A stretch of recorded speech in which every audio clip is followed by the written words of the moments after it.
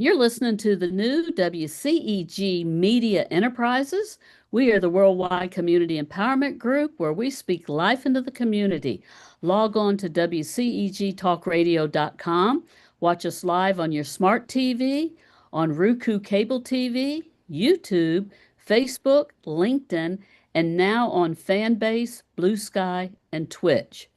Search for WCEG and subscribe, like, and connect, and follow us on all social media platforms. I'm Celeste Giordano, your show host, along with Sara Poe, my co-host of Global Legacy and Wealth Building for the next hour. Download our free WCEG mobile app, say Alexa, play WCEG Talk Radio, and listen to WCEG on our 11 podcast distribution platforms. And last but not least, our disclaimer: the topics and opinions are those of the show host and guest and not WCEG Media Enterprise, Inc. Thank you for your continued support. Thank you, Penny Rogers, and our WCEG board for this opportunity. This is our season finale for 2026 for May. We will be back in September 22nd with our fall season, and we have a great shows lined up for you. But I would like to welcome our co-host and our guest here today, Sara. So glad to have you. I think this is the second time this year you've been my co-host, right? Yeah, that's right. Yeah. It's always a blessing and a pleasure to have you co-host with me. And I know this one is very near and dear to your heart as it is to my heart, because we're about all things foster children. And we're also about Foster Care Awareness Month. So that's very, very important to us. And Sara, the reason that we do this is because I remember sitting down during Christmas and New Year's that you and I were planning the following year. And you said, I'd really like to do foster children. And now this is our fifth year. So our hats off to you for that passion and that love in your heart and what we've been able to do in Georgia, as well as we've been able to extend it up into Cincinnati and Northern Kentucky with Carol Dockum and Beautiful Faces Going Places, and with Connie Ring up there with New Path. So we are just grateful to have both of you on the show. And then, of course, we have Gayle with us, who's with Creative Community Services. And what a blessing you have been. This is our fifth year serving Creative Community Services with backpacks. And Gayle, we just thank you for everything that you do to support women of community impact. We had our 10-year anniversary last Wednesday. And you brought a volunteer. I think she's been with us 2 or 3 years, Sally. And it was just a great opportunity to serve Home of Hope for our 10th year. And Sara, I just want to thank you so much for being one of the co-founders, along with me and Lynn, of Women in Community Impact. My time has really flown, hasn't it, Sara? Yes, it has. We were just talking about this not too long ago, and here it is, and here we have such a great opportunity with people like Creative Community Services and Gayle and New Path up in Cincinnati, and with Carol. It's just, things just keep getting bigger and bigger and bigger for us, and we love it, don't we? We do. I'm just happy that we can help some children who deserve to be treated well. Absolutely. So, Sara, also, I know it's tax season just finishing up, and we were talking a little bit about that. Are you finally caught your breath since tax season? No. No? You're doing extensions right now, correct? Yeah, so we have 174 extensions to get done between now and September and October. But yeah, it was a crazy tax season. I tell you, it was one of the most interesting ones I've had in a long time. Well, we're just glad that you've caught your breath and everything's good for you. And hey, people filing extensions, that's good. You're helping people, and you're also making money. So before we dive into our Foster Care Awareness Month, tell the audience and listeners a little bit about you and your company, if you would, please. Okay, so yeah, Pose Accounting Services. We're in Decula, Georgia. We can help anybody in the United States because now we have these wonderful capacities of Zoom and things like that. I enjoy helping people. I love teaching people. I met with a couple today who are in the process of getting divorced, and she knows nothing about financial stuff. He's done it always. And we were just talking through all the different options and how it would affect her. And I just looked at her and said, I tell you what, I will do your tax return for the first year you're divorced, but I want you to come in either early in the tax season or after April 15th, so I can spend more time with you and teach you the things that you need to know. And it's just all about helping people, right? We all get in different circumstances, whether if it's from coming from us or somebody else. But so I'm happy to help. Absolutely. We appreciate that. Also, Sarah, April was Financial Literacy Month, and we had Kim Schooler on there with us. And, that was one of the things. You can go to the archives of WCEG Talk Radio on YouTube, or you can go to Celeste Giordano. .com on YouTube. We have the recordings of the Financial Literacy Month, and that's one of the biggest things is that women don't know a lot about the finances that's going on in a household. So we'll, love to direct you to go there to check that out because it was a great show. And Sarah, how can people get a hold of you? I know it's in the chat right there, but can you tell our audience listeners how they can get a Sure. hold of you? You can reach me at the office at 770-545-8841 or by email with spo@pocpas.com. Very good. Thank you very much. Well, I'm going to jump in with our friend and colleague Gayle Ely and Creative Community Services.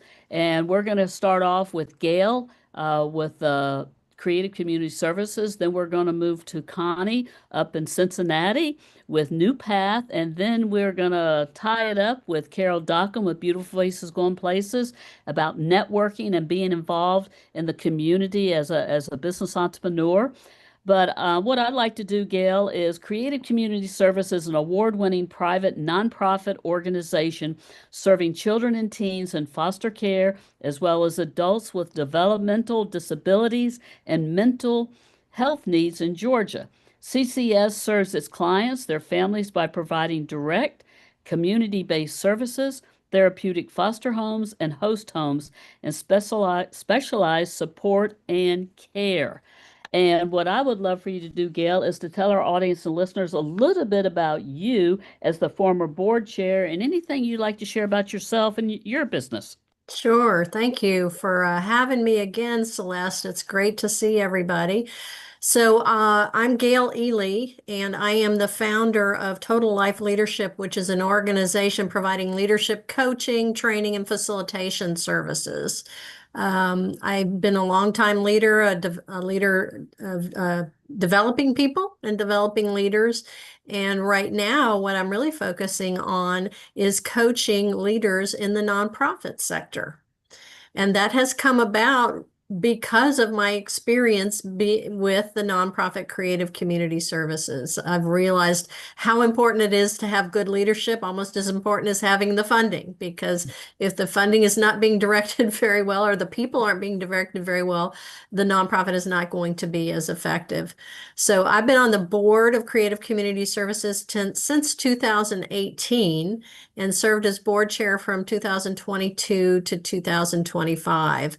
I like to say that I brought my strong leadership skills and my passion to the board president's role and my board and my service as a board member.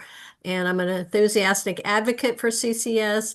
And I really love the piece of strengthening the agency and the board relationship. That's often a place where things break down. Then again, the agency is not able to be as effective as when the board and the staff are working well together. So that's me. Absolutely. That's wonderful. Thank you for sharing that. So May is Foster Care Awareness Month. Tell us, what does that mean and how is it observed, Gayle? Sure. So that is a national recognition, Foster Care Awareness Month. And just so you all have a sense of the volume of kids, there are 391,000 kids in foster care in the United States. And what Foster Care Month does is really not just recognize the foster youth, but all of the people who surround them to provide them with stability. So things like the caregivers, things like social workers and volunteers, all of those people who help create the stability that a foster child or youth really needs. As a side note, there are over 11,300 foster youth in Georgia. Wow. So there's a real, there is a real need for help and support for foster children and foster youth because they're the future of our world. And if we don't help support them now, we will be supporting them in different ways, not so positive ways in the future. That's so true. Absolutely. Sarah, do you got a question for for Gayle? Yes, CCS provides therapeutic foster care. Share with us the difference between traditional foster care and therapeutic foster care. Sure, I'd be glad to.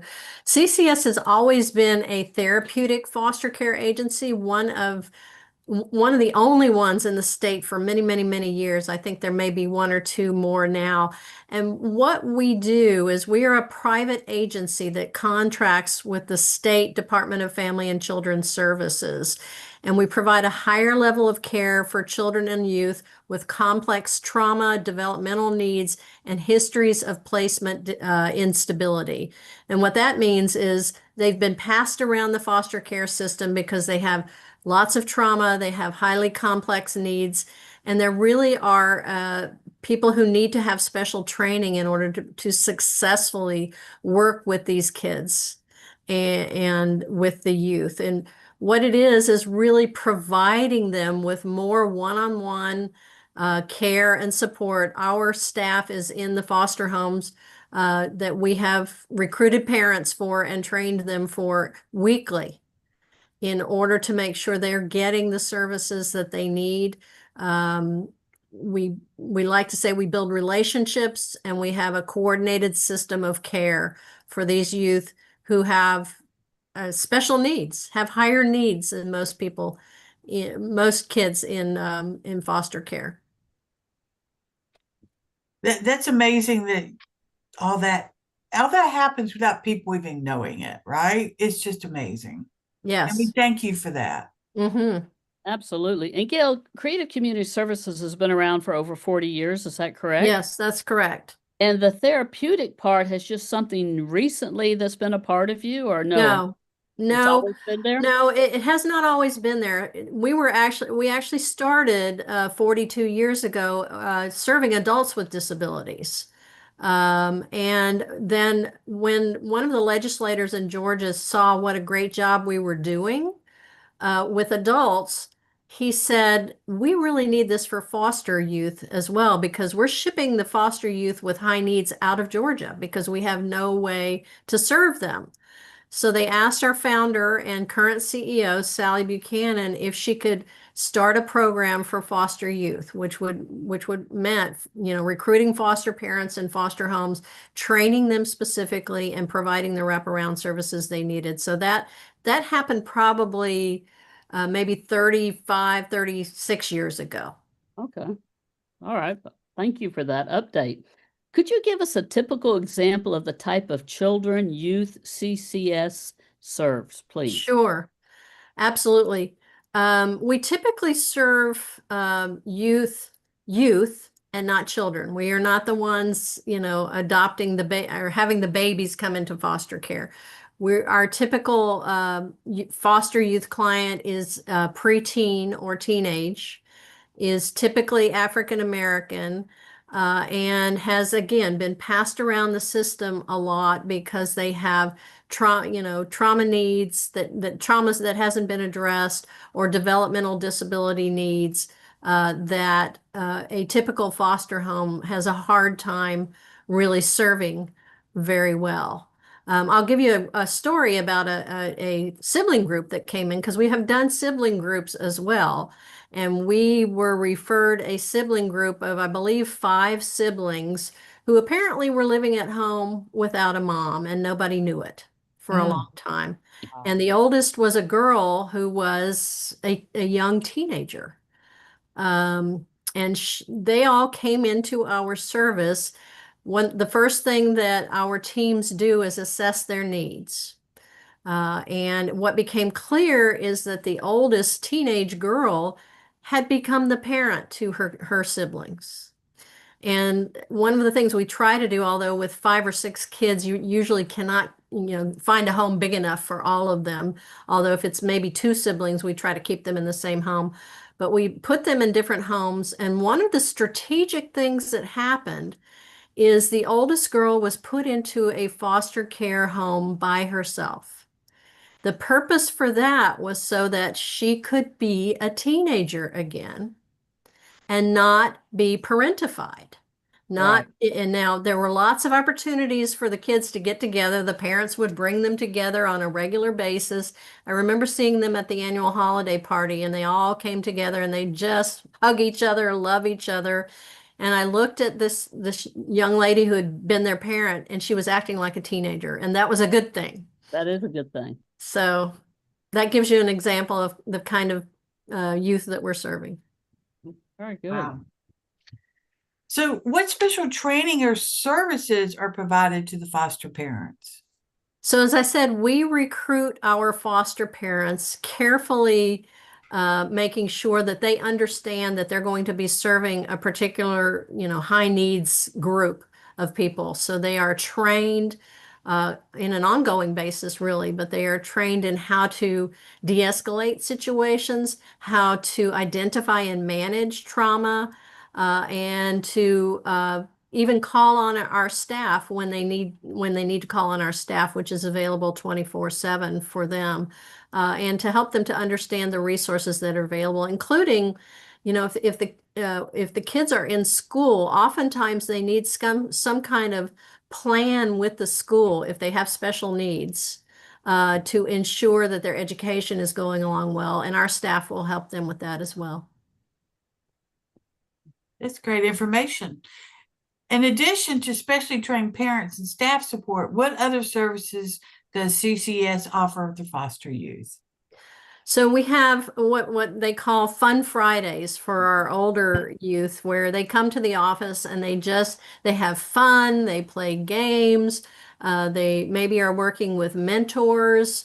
We have every summer we have a barbecue and a holiday party in December, and again, a caseload for our staff that allows them to be in the homes on a weekly basis. Wow. Which is really the key. I mean, if you know anything about Department of Family and Children's Services, their caseloads are so high that they really can't serve the youth the way they really should be served. Absolutely. Absolutely. So CCS also provides services to adults with disabilities. Tell us about that, Gayle, please. Okay, sure. So again, as I said earlier, that is actually how the agency started, was serving adults with disabilities in a community-based way by providing them with host homes, which is the best way to describe that is an adult foster home, if you will. These are people who have disabilities such as cerebral palsy, things like that, who are not able to live on their own, and they do not have family resources. So we basically do for these adults similar things to what we do with the foster youth. We provide wraparound services. We provide them with a home so they feel as if they have a family. And what we are doing, which is really groundbreaking in Georgia now, is dual certifying our homes to be both foster youth homes and adult homes, because often it is our foster youth when they age out of foster care that still need that kind of service. Right. Otherwise, they end up on the street, they end up in jail, they end up trafficked.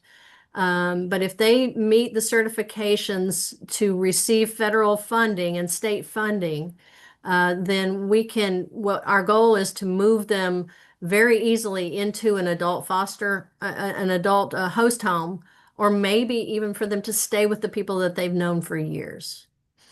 And also, Gail, didn't Georgia, they up the age limit with the foster children They did that a number of years ago number of years to ago? age 21. 21 Yes, now. That's to age correct. 21. Yes. Now, I've got a question.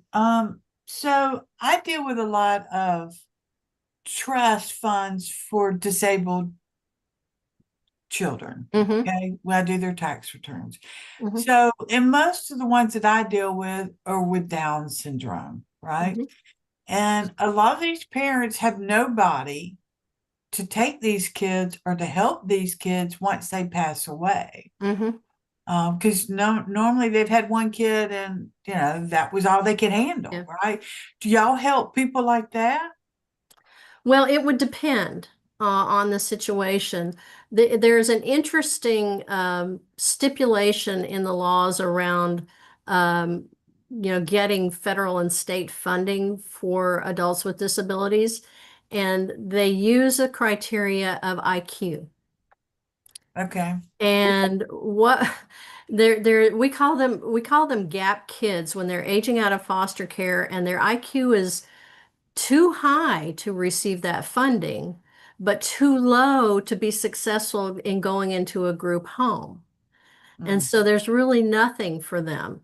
But the interesting piece is, we really provide these services using funds that are received and managed by us from the federal and state funding sources. So it would depend on whether they could get that, what they call a comp waiver. It's called a Okay. comp waiver in order to receive those funds. Mm. Um, it Sure. it would depend on the situation of the person that needs the care. Right. Okay, that's good. That's good to know. Absolutely. So we probably have time for about another question, and then we need to move on. But before I ask that question, would you go ahead and tell our audience and listeners how they can reach out to Creative Community Services?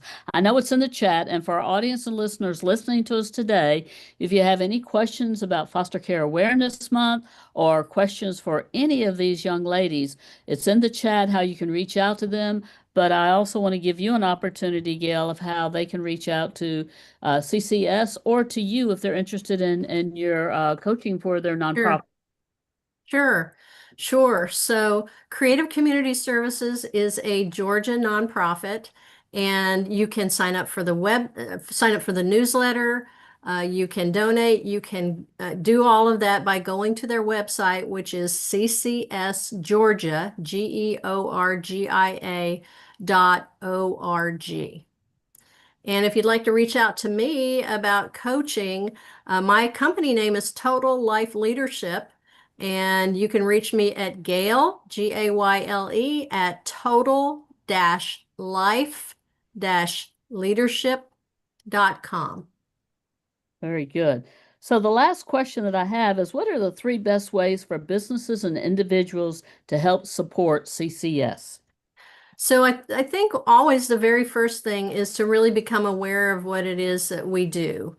Because, the people who donate to us are the people who have passion around, just like Sara does, around foster kids, about taking care of kids and things like that. The best way to do that, again, is to go to the website that I just mentioned.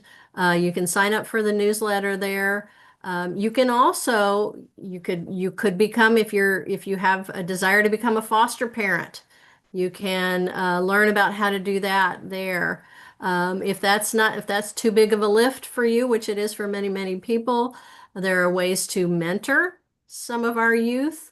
And there are also, of course, ways in which you can donate to help what we're doing. And I will be honest with you, we were shocked last year when we got a letter from the Department of Family and Children's Services canceling a $1.3 million contract Oh, with a 30-day notice. mm. And the contract was to provide many of these wraparound services specifically for the type of youth that we serve. So we ended up laying off about a dozen people and rearranging what we were doing. We, of course, gave the foster parents an opportunity to reassess themselves because they were not going to get the additional payments that came from that contract. And so we would appreciate any donations that you could give us. Thank you very much. Appreciate that so much, Gail. Um, and just stand by because we'll have a thing where we all chat a little bit here towards the end. So now we're gonna go to Connie Loomis. I call you Connie Ring, but it's Connie, is it Connie Loomis, Connie Ring Loomis? What is it, I'll Connie? answer to all the things. It's Lummis. Okay. And you're with New Path Child and Family Solutions. And what I would love for you to do is if you would tell us a little bit about New Path as well as yourself. And you've been with New Path for a long time. I remember the very first time I've met you. And I know Carol and I have been there 3 times. This will be a fourth time of delivering the backpacks and everything. But for our audience and listeners, would you tell them a little bit about New Path as well as yourself? Sure. So, New Path Child and Family Solutions is in the Cincinnati area. We're a comprehensive behavioral health agency, and that word comprehensive is extremely important. So, in terms of our services, we have clearly foster care. We have also an outpatient program. We have a residential program. A lot of those kids end up in our foster care program. We have an in-house, we call day programs. Ultimately, it's a charter school. And then we have young adult transition to independence programs. So it is truly comprehensive. I've been with the agency for 4 years. I work in the development department. I'm the senior director of philanthropic giving. So I have the pleasure of representing New Path in all we do in the community, and finding ways to engage people in a variety of ways, whatever touches their heart in terms of their engagement with New Path and our kiddos. Absolutely. And Connie, you definitely have a passion for these foster children and what you do. And our hearts just love your hearts and Gail's heart for your services and giving back to the community and to the foster children right there. So New Path is a comprehensive agency. What does that mean when it comes to foster care program? That's a great question. So, because we are so comprehensive and we have all of those programs, okay, this I think is the best way to relate to it. Remember back in the day prior to my chart? Mm-hmm.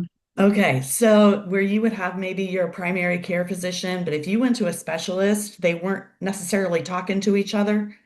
So you were the person who had to make sure that all your different doctors knew all the different things. With New Path, that's not as much of a concern because we have foster care and we have the charter school and we have transition to independence for young adults and we have residential and we have outpatient because we have all of those systems are speaking to each other under one roof. So for as an example, we may have a kiddo for one reason or another is in our residential program, and then we're able to get them into foster care using our foster care program. Well, maybe they're not ready to go back to a public school. So they can go to our charter school. So now we have our residential experience and that data with our foster care family experience, with our charter school experience. Maybe we can get that kiddo because of their foster care placement to a space where they're ready to go back to a public school or a private school that's not associated with New Path. Well, they and their families can still get the therapy they need and the med management that they need through being an outpatient with New Path.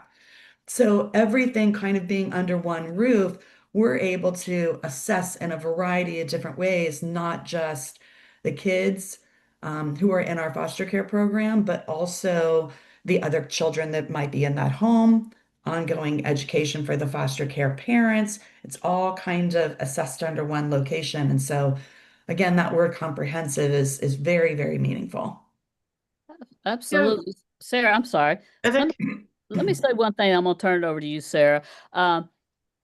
When we first started visiting and working with New Path right there, I remember that I went on the west side of town Yeah. to that organization right there. Yeah. And you still have that location? Actually, we closed down that location. being that it was way over on one side of town, some of our kids had to travel quite a long way to get to their services for that location, both kids and families. So we found a location that was a little more centrally located in the city, in a suburb called Norwood, very centrally located. Pretty much no matter where you are in the city, it'll definitely be within about a half hour's drive. So that is what we call our central campus. Everything is there. So we're no longer on the west side. We do far on the east side still have a campus, and that's where our residential kiddos are. So they live there, they go to school there, all of their meds are taken care of there, all of their therapy, group and individual, everything they need is on that campus. So basically, in terms of where our clients and kiddos are located, it's either at Central or at our East Campus for residential. Absolutely. I think Carol and I went, first time, Carol, we went to the central campus where it Yeah. was that we went there and you were doing the remodeling. You just closed on that building. It's a beautiful, beautiful campus. And then last year I had the distinct honor of going to your East Side campus where you were housed at, and you showed me around, and it was very well done the way it is, and just really enjoyed that tour over there on the east side of campus. So I just wanted to get the clarity of that. Yeah. All right, Sarah, I'll turn it over to you. That's okay. I think the two of you just answered my question, right? Because I was just curious, was there a central location? Because you're offering a lot, right? Yeah. I was just curious about that. So I'll just move on to my next question. Can you give us an example of how it has worked for your foster care kids and families? Sure. Boy, I think, oh my gosh, there are a lot of really great examples. I think this is the one that comes to mind because this recently happened. So there was a just horrible fire in an apartment building here in Cincinnati, destroyed the entire building. There was a family of five, mom, dad, and three children. And unfortunately, the parents didn't make it out. So they died in the fire. The children, though, from one particular firefighter, helped to pull those kiddos out. And they went to hospital, horrible injuries, very badly burned, critical care. One of them was in the ICU for a decent amount of time. And the firefighter went home, married, two kids of their own, and he couldn't get it out of his head. He couldn't get those kids out of his head. He worried a lot about where are they going to go. And so he had a family meeting, and both the firefighter and his wife, with the help of the kids, they all decided we're going to be foster parents. We're going to take those kids in. So that's when they kind of called around, did a little research, and someone recommended that they talk to New Path. So we got in touch with them, started working with them immediately to get all of the qualifications that are necessary to become foster care parents. Two of the kids were able to come to them pretty quickly after about a week. The one who was in intensive care stayed about a month later, but they did end up getting all three of the kiddos into their family for foster care. Going back to what Gayle had said earlier, it's difficult to find a family that will take more than one kiddo, and especially if they're not babies. So, these kids were in their middle school ages, and it is hard. That's very difficult to place foster care kids that are not, in the single digit years, let alone to find a family that will take more than one kiddo. It could have been because this firefighter saw what happened, but they definitely wanted to keep all three of those kids and siblings, those bio siblings, together.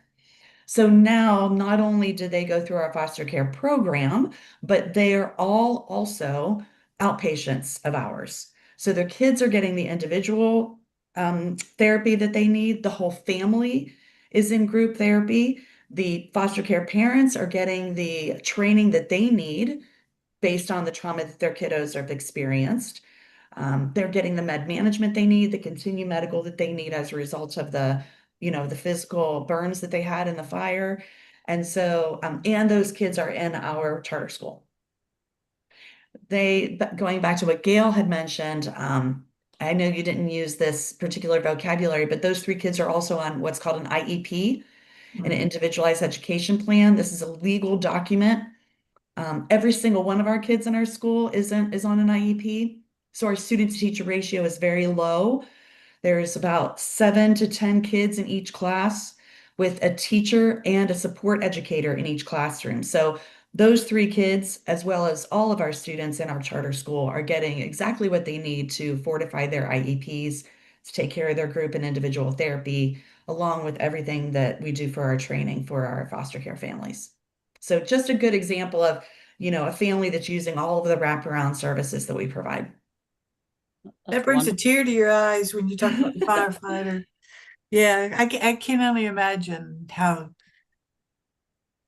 that would affect you, seeing all that. It's one thing to see the kids in the hospital, but to see what they went through and what they're having to go through afterwards, it's heartbreaking. And knowing that they don't have a place to go. Right. That's what this particular dad kept thinking is what happens next? Where are they going to go next? Well, So we're I'm sorry. really thankful that they did their research and they ended up with us, and yeah, very thankful. Well, and the other thing is about this firefighter and his wife and his children, the emotional thing that they went through with bringing these children into their home, especially with the burns and the what they went through, Right. had to be very emotional for them as well. Absolutely. And that's where that group therapy comes in for the whole family and the ongoing training for our foster care families, both as individual families and as groups when they come together. So go ahead. Sorry, No, go ahead. I was just going to kind of plug in. I know we'll probably talk about ways that donors can help us in the future, but um, that actually makes me think about once a month, we have an opportunity for our foster care parents to get a break, kind of like a date night or a date day, if you will. And so they bring their foster care kids and their bio children in, and it's kind of like a fun afternoon for our volunteers to come and hang out with the kids and sort of babysit and gameplay with the kids and give the moms and dads a little bit of a break and have a date night. That's great. That's Yeah. wonderful. That's wonderful.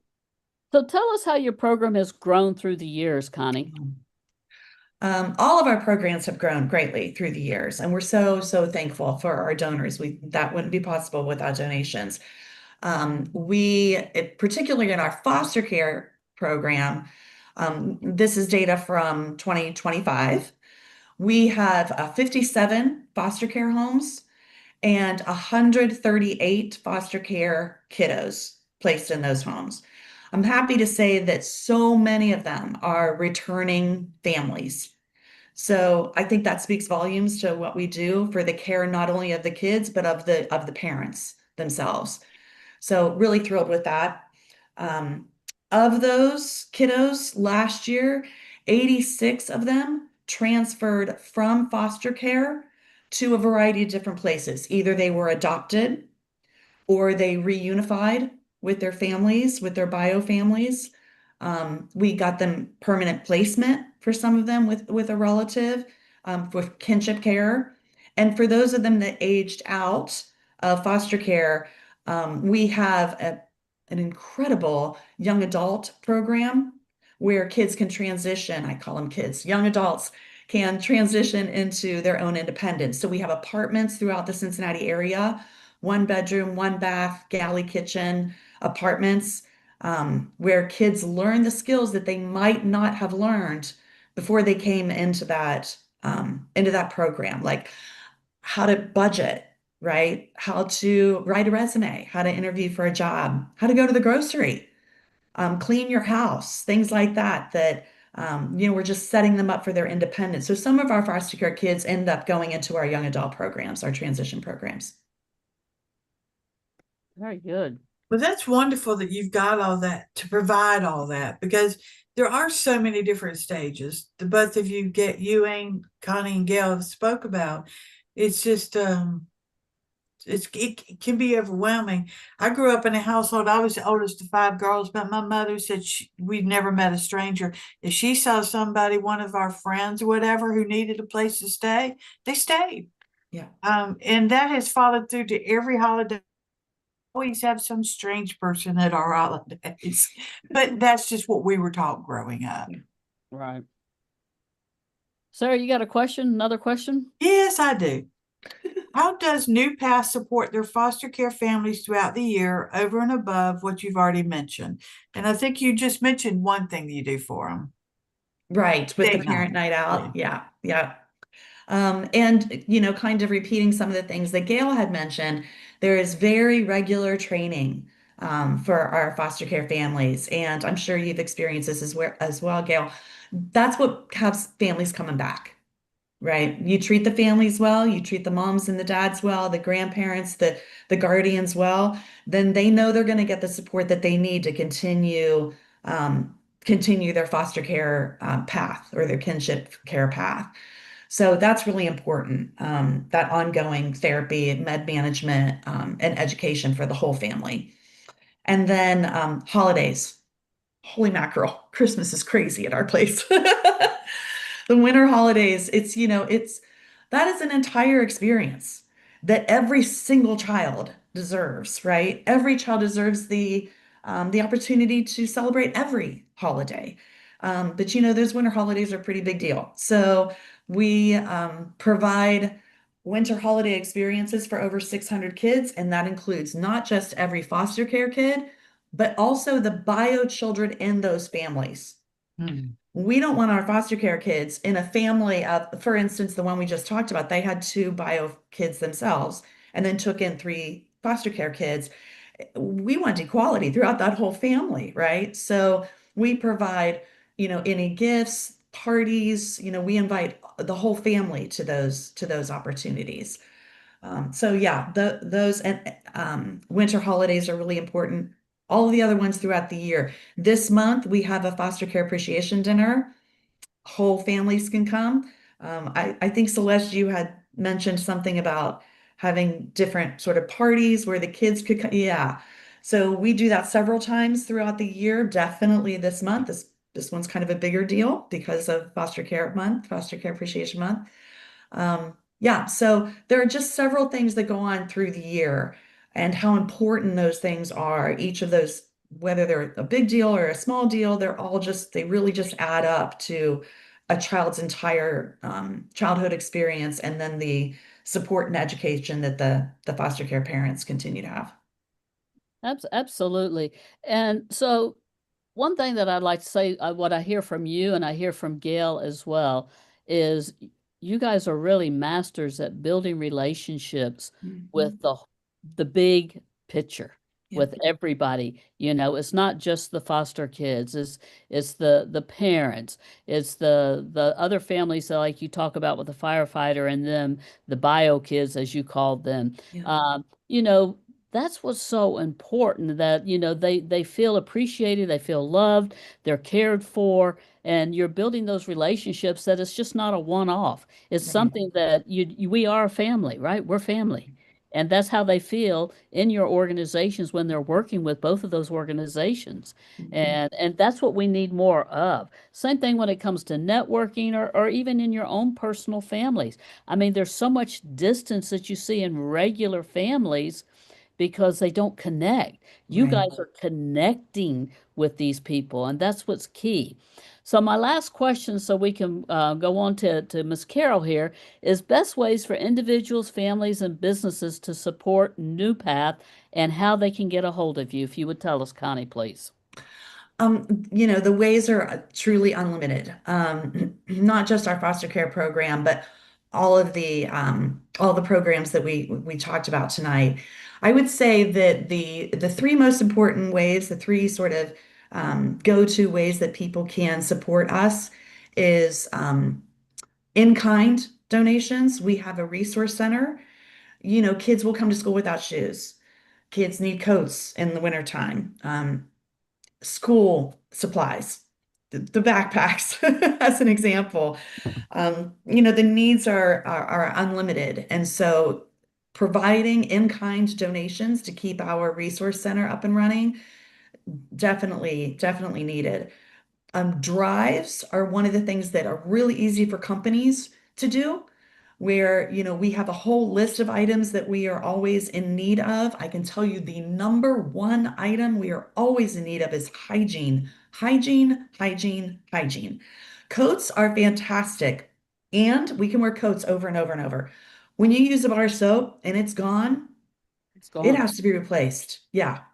So hygiene drives, feminine hygiene drives, really, really important. So those are great. I will, however, stress that the best gift that we can get is a monetary donation. We know exactly what we need and when we need it. So that unrestricted monetary gift can really go a long way. Volunteering. I'd like to just put a pin in that for as an ending. So many opportunities to volunteer, not just as an example on those date night out for our foster care kids, but just so many ways that we behind the scenes and directly with kids that we need volunteers. Well, So and I'd like for us, Connie, to carry this conversation later on because I know I've mentioned this to you in the past. You've heard me share the story about Sara and I and Women Community Impact, what we do for Mother's Day for the homeless shelters. We go in there and bring in a meal and things of this nature. And I think you and I have discussed coming in there and doing a meal for these kids mhm. over there. So we definitely need to carry that conversation another step forward, okay? Yeah, absolutely. And we just really appreciate you being a guest on our show here today on WCEG Media, as well as Gayle.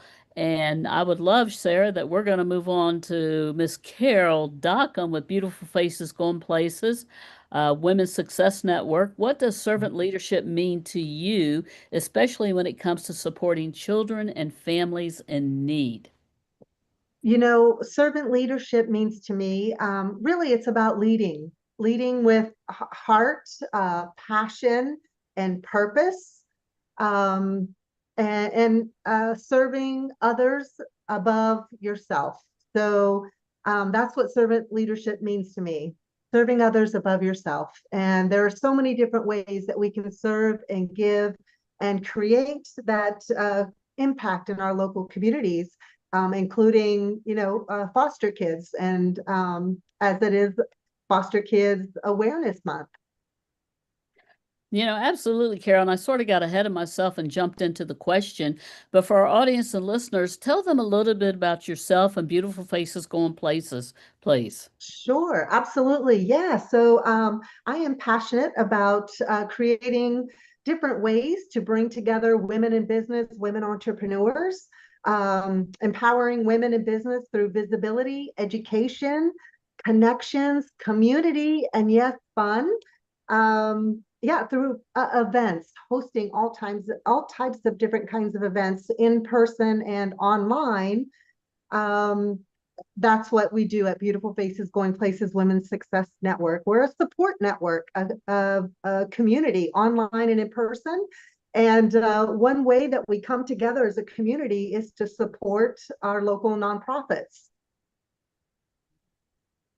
And that fits well with Women of Community Impact, because we believe in supporting other nonprofits. So we work well together with that. Yes. Absolutely, Sara. And I am just honored to be collaborating with you and Celeste and the Women of Community Impact. I believe this is our 4th year together. Yes. 4th year supporting your Backpacks for Foster Kids program.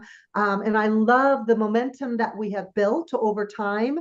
And I truly do believe that success is always, it's about consistency. And the more consistent that we are, you can absolutely grow programs and make a bigger impact, which is what you're doing, Sara and Celeste. Yes, absolutely. Sara, and we have an amazing group of people that help us stuff the backpacks for Creative Community Services in Georgia.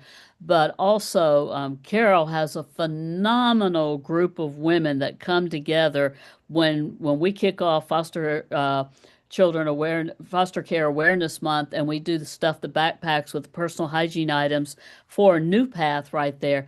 I mean, they come with bags and bags and bags of stuff. I mean, Absolutely. we barely have enough room to stuff anything else in there. And your ladies look forward to this every year, Carol.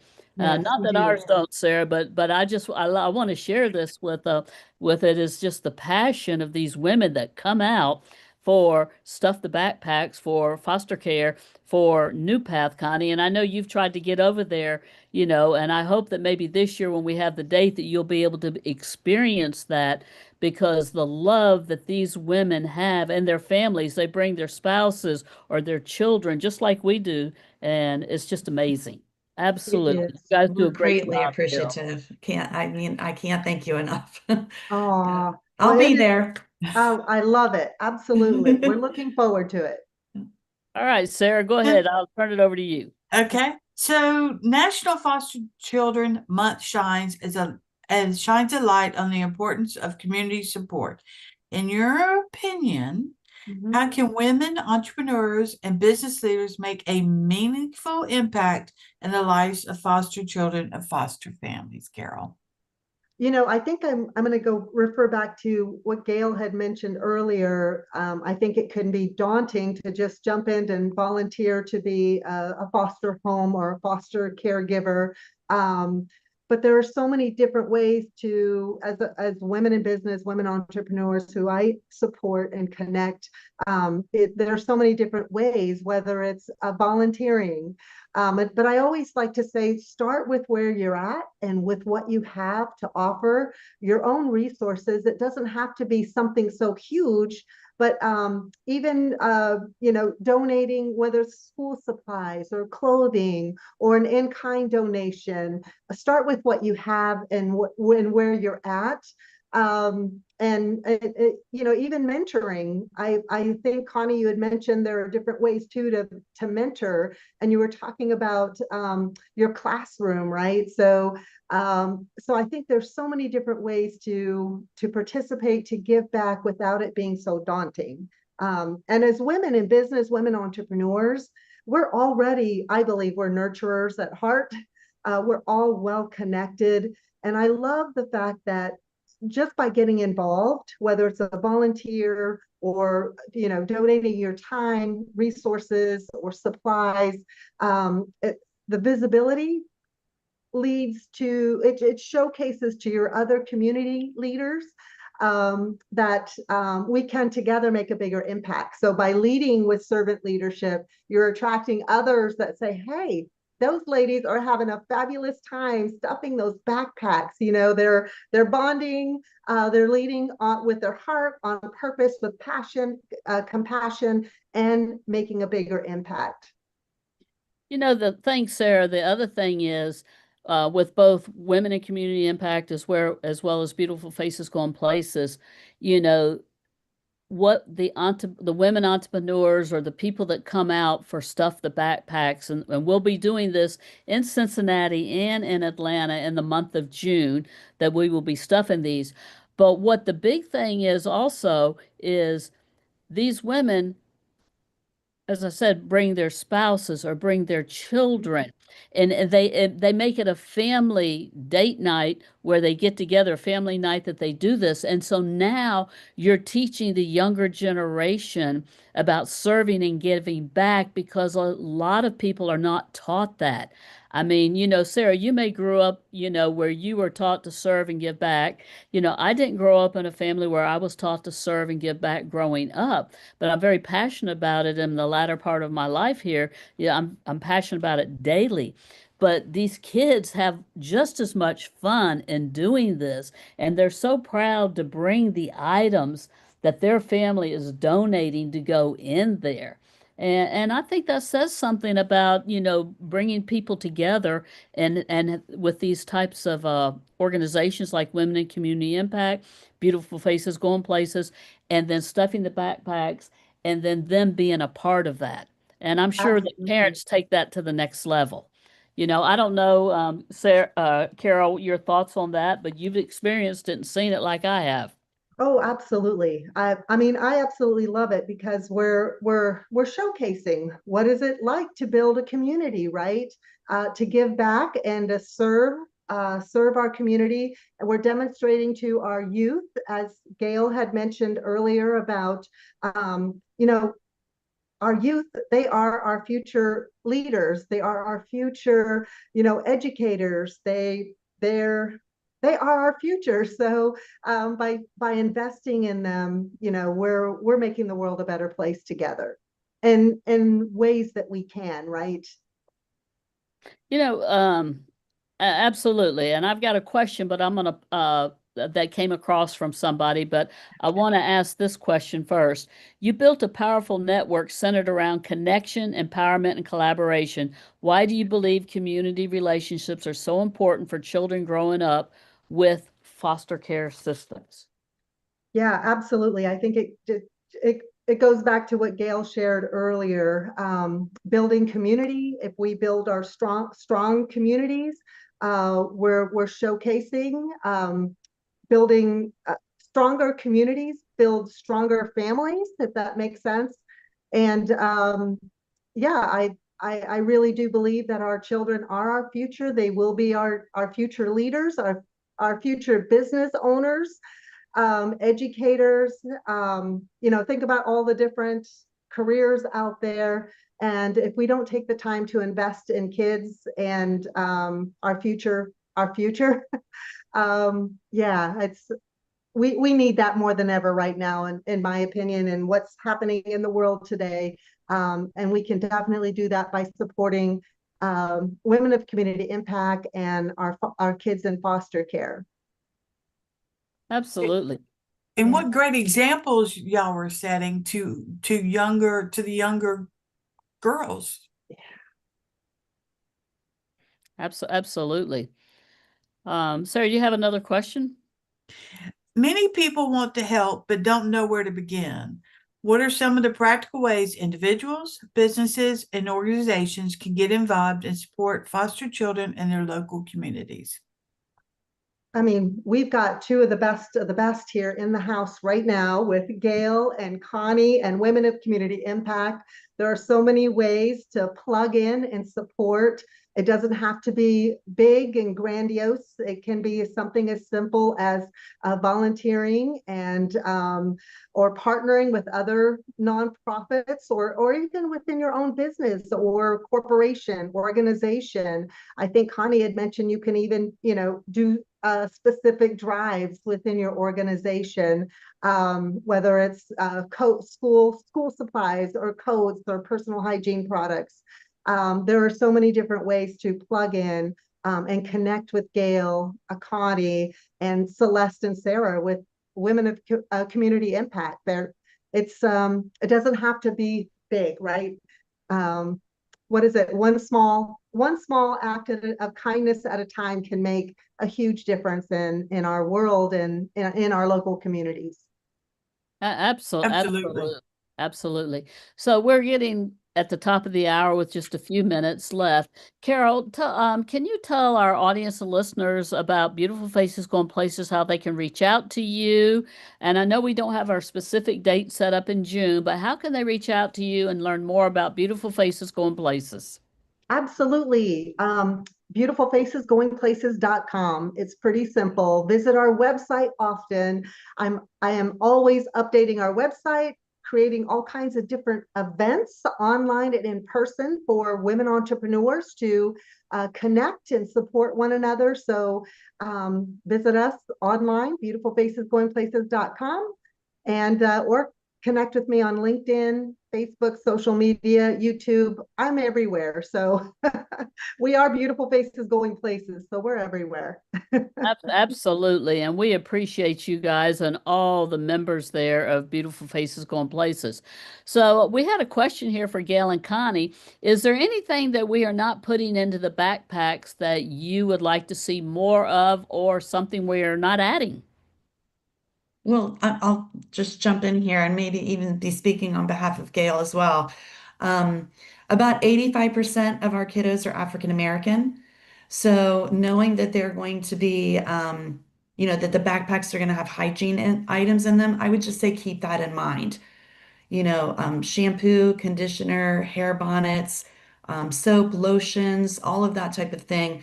My heritage is British and I'm blonde hair and blue-eyed. The products that I use are not going to be the same as the products that most of our kiddos need. So just to kind of keep that in mind when you're shopping for your hygiene items. All right, by any chance, do you have a list of some of these names that we need? Okay, Connie, can you send that to me, please? Yeah, So we can absolutely. be specific in that. And Gail, I don't know if you have any specific items or, you know, just please let us know. And I know that we also collaborate and partner with Jambo's Donates for pajamas. And Connie, do you deal with Jambo's Donates with pajamas?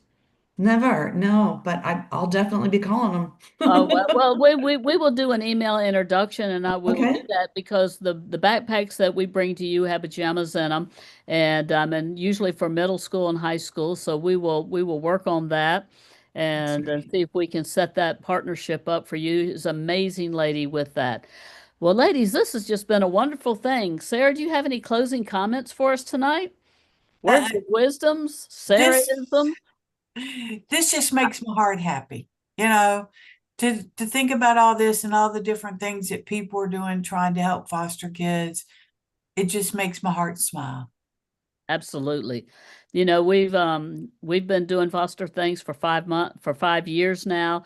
And one thing that near and dear to my heart, Sarah, as you know this as well as some of y'all, is when I had my Barry sister Barbara Struckoff on here down in South Georgia and Jessup and fostered over, 70 something kids as a school teacher down there, and then adopted four of these children and their grandchildren. And so it's near and dear to our hearts, and it takes a very special and unique individual, um, to give of themselves and to give back, to that foster care awareness month. Absolutely. So our hearts just love your hearts. We appreciate your time for being with us today. In the chat, you can, reach out to these organizations. They're amazing organizations. There's some place that you can plug in and help, but also remember that you can plug in June with Women of Community Impact when we'll be stuffing backpacks for creative community services. In June in Cincinnati, we'll be stuffing backpacks for New Hope with Beautiful Faces Going Places. And WCEG Network, our hearts just love your hearts that you give us this opportunity to give back to the community and bring these amazing women and organizations on the radio show here to share with our audience and listeners. And so we hope that you will reach out to them, find out where you can plug in, and just let us know if there's anything else that we can do for you. But we look forward to supporting both of these organizations as well as Carol, your organization for Foster Care Awareness Month with backpacks filled with personal hygiene items. Right, Sarah? That's right. All right. All right. Well, thank you, ladies, and thank you, Penny, and just wish each of you a very safe Memorial Day weekend coming up. School's getting out, summer hiatus. We're going to be on break, and we will be back here. And I don't know if this will be the sixth or the seventh season, but we'll be back here on September 22nd, and I promise you, you won't be disappointed. Have a wonderful and blessed day. Thank you. thanks so much. Thank you, ladies. Thank you. Bye. Thank you. Bye.